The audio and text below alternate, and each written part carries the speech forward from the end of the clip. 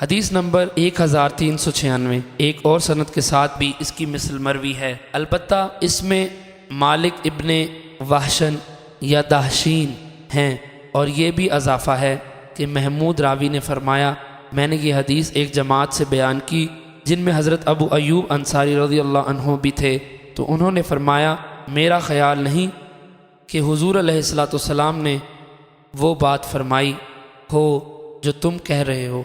فرماتے ہیں میں نے قسم کھائی کہ میں نے حضرت عتبان کے پاس دوبارہ جا کر ان سے پوچھوں گا۔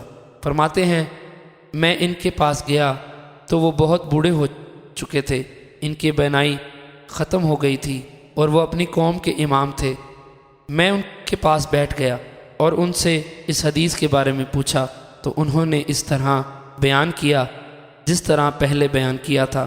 حضرت ظاہری فرماتے ہیں پھر اس کے بعد بہت سے فرائض اور امور نازل ہوئے، ہم دیکھتے تھے۔ حضرت زہری فرماتے ہیں پھر اس کے بعد بہت سے فرائض اور امور نازل ہوئے، ہم دیکھتے ہیں کہ ان پر دین مکمل ہو گیا، پس جو شخص دھوکہ نہ کھانا چاہے وہ دھوکہ نہ کھائے۔ مطلب یہ کہ اب محض کلمہ پڑھنے سے بخشش نہ ہوگی، فرائض کی ادائیگی بھی ضروری ہے۔